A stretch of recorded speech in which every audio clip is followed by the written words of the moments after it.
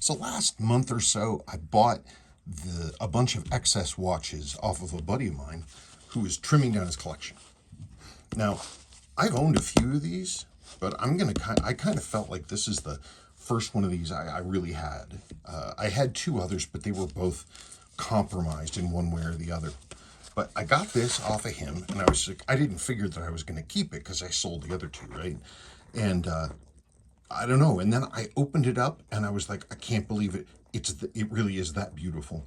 This is not NOS, but it's an essentially unworn MM300 OG first gen. And I opened this up, and I was like, it is such a beautiful watch. It is such a beautiful watch. I'm just amazed looking at it.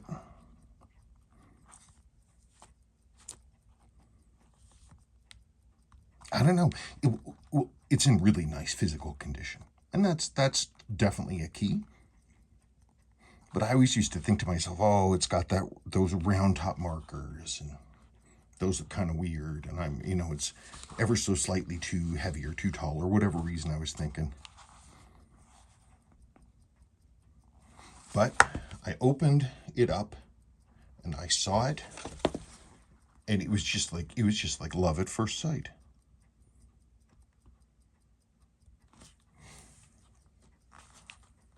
They're beautifully made. I guess I'd forgotten how nicely made they were.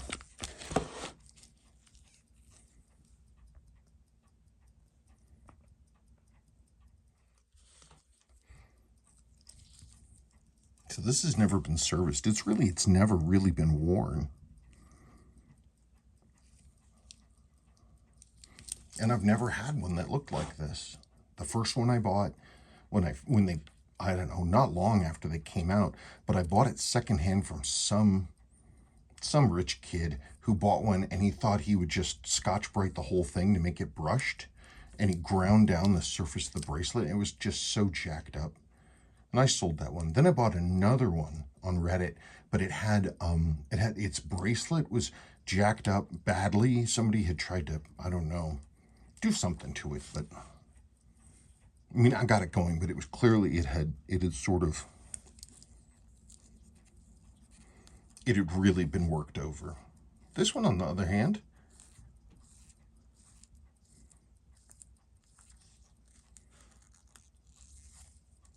it's so nice. These were hand assembled. These watches are hand built, and that is something definitely to their credit. They have a real, what I think of as like a real, 2000s look, like the aughts. It's sort of, big and blocky. Boy, you can tell this thing's original. Man, that's stiff. This thing has just been sitting in a box, but crap nuggets, this thing is just not wanting to turn. I think I'm going to have to pop that off of there and grease that seal.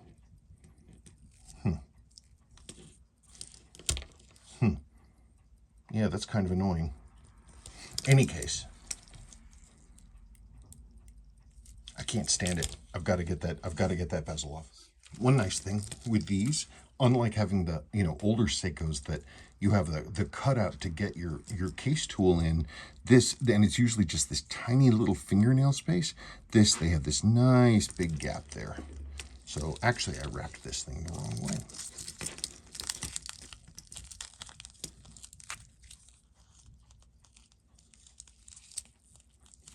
So my goal here is just to pop the bezel.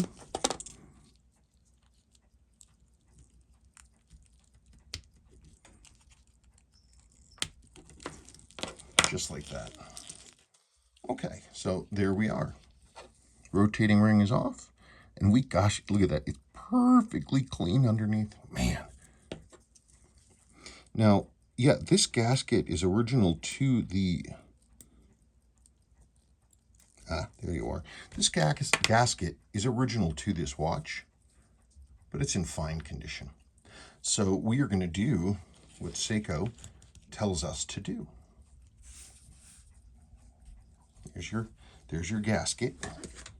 not specifically for this. This was for the L gaskets. Anyway, Seiko says for those, any of the Viton ones, you got your seal, you rinse it in rubbing alcohol, which I just did right there.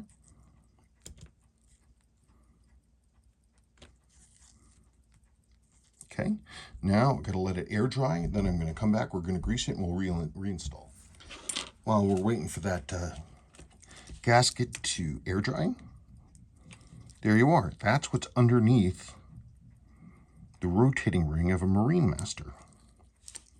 And you can see here, this is it's a double screw down. It's really cool because the crystal and everything is basically in its own cartridge. That's the inner piece that's all screwed together. You don't have to do anything with it. If you want to deal with gaskets or anything, you loosen the outside, and that's the way that you do it. And these are reverse threaded, by the way. That's something else you got to think about when you're dealing with these right here. One of the things I really like, something that Seiko got so right with these, there are a few things, this exquisite handset. Just exquisite, based on the original Marinemaster. Now, I don't have an OG Marine, 6159 or 6215, whatever, because I sold them. But I do have this. This is what I call the lady 6105, the Lady Diver 6105.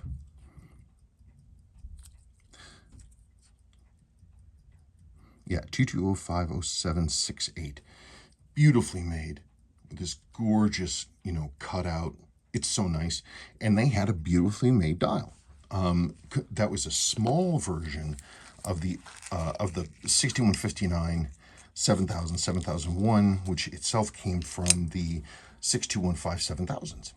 So I pulled this out. This is from that same model, but it was from a salesman sample. So that's what these looked like when they were brand new. But that handset, see the way that looks? With the point and the curved bottoms and sort of the asymmetrical thing, really cool handset. And Seiko kind of redid it for this one. Not perfectly, but close. But the way they sort of referenced it was just beautiful because it was so sharply done. Just razor sharp edges, super bright polish with a brush section in the middle. Another thing that I really like is that they didn't try to go for the stoplight. Every time Seiko does it modern, they get it wrong. They make it red or something like that. It's supposed to be a pinky, orangey color. I love that the loom isn't green. These are hand-loomed, I believe.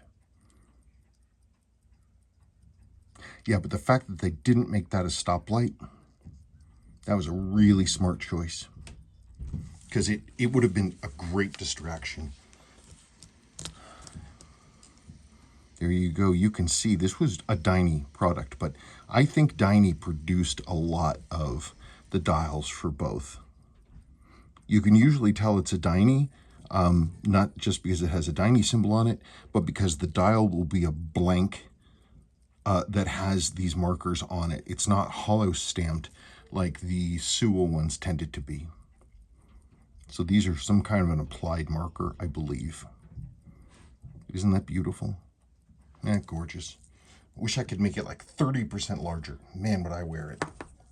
One thing I do like to do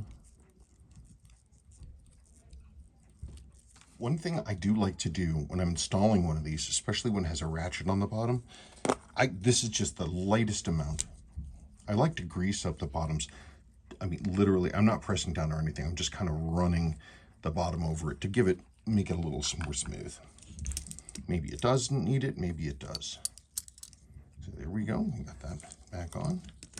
Now let's go back and do this. This is one of these protective plastic wrap things. You can get them on a big roll. And we do that, so that's all wrapped up. Then we get my crystal press that uses nylon, not steel. I'm dealing with this.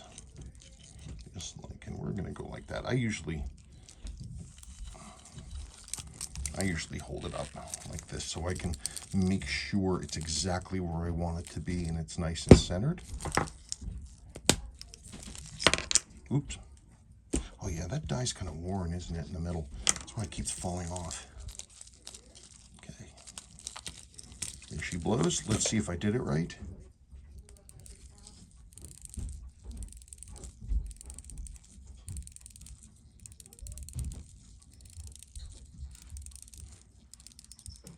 It's still a little stiff. I might want to go back in there and grease that up a little more. Okay, I went in and greased up the heck out of it. There you go.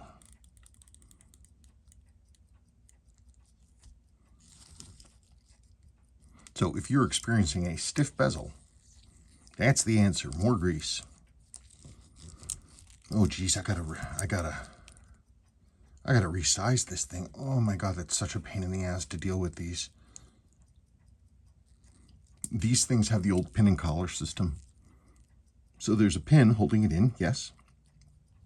But I'm not sure why, maybe to keep wear down, it's held in place by a tiny free-floating locking tube that's inside the link right here. It's maddening to deal with.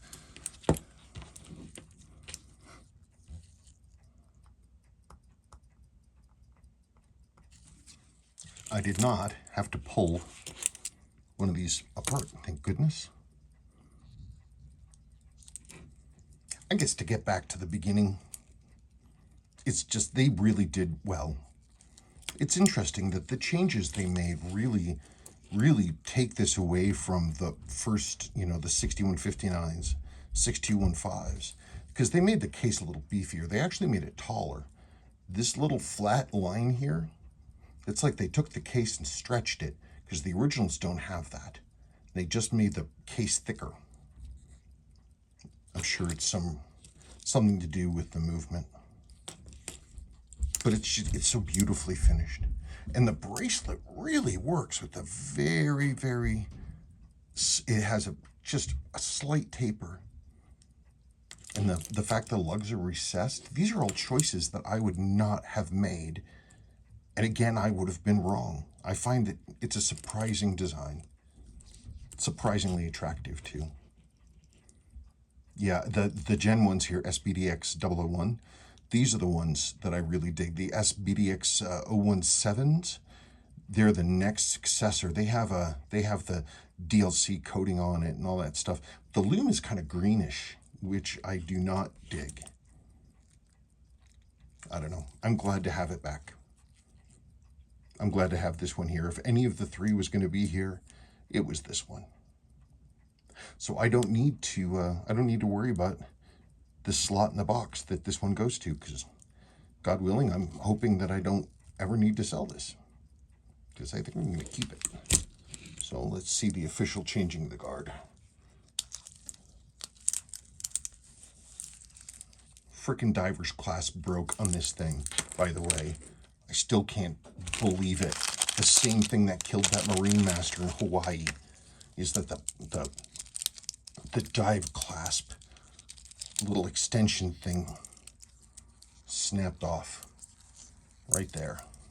The whole watch, everything hangs by this like that. And so if the clasp opens up by some mishap, something goes wrong, the whole thing comes out, crack, and it's gone. That is what killed the one in Hawaii. So that's a bummer. These replacement pieces these replacement clasps are expensive. I'm probably gonna have to try to make one. I still really am digging this, because just like this, they're both monocoque designs. No case back. They're both front loaders, which is just something I just think is really cool. It's just nice to have some different watches in. I mean, it was just, we weren't buying anything because we were trying to get through, COVID and all that stuff. And I haven't bought new watches in years. And so this was like this backlog of watch purchases. That's what it felt like, and they came in. Some cons that I do still have, especially I'm used to wearing light watches. I mean, I mean, this thing is titanium, but even with that, I'm not used to wearing these big, heavy watches like they made so much in the 2000s, the aughts. Though, of those watches, this one has the most reasonably sized, smaller, smaller bracelet. I mean, a lot of the stuff from the aughts, Seiko just kind of bumped everything up. It's like they turned everything up to 11. This is one of the so-called Italian tunas.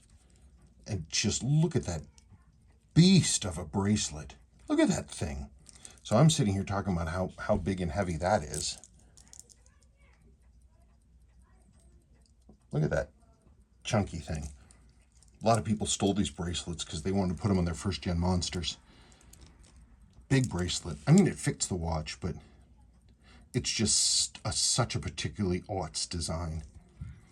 And this one has a touch of that, but it doesn't have the sort of brutalist feel that these do. It's big, but it's still graceful. It's still elegant because it's simple. Seiko got it right. Really, I think that's what you have to say. Wish the clasp wasn't so bulky. Maybe I can put just a straight clasp on it. Maybe that'd make it a little nicer. Because it's definitely heavy, but with the thinner, lighter band, the thinner, less bulky bracelet, makes it actually fairly comfortable to wear. It's only when you first put it on you can feel the weight of the whole thing. Yeah, I could put it on the dive strap. That's what these came with, was this dive strap. I think they're softer than I remember them. And that looks really cool. My issue with these is that with these wave things, they sit really outwards on the wrist. They make it look like it's this big thing clamped to your wrist. Bugs me. I like basically everything, I don't ever wear these straps as a result. Pierce slugs.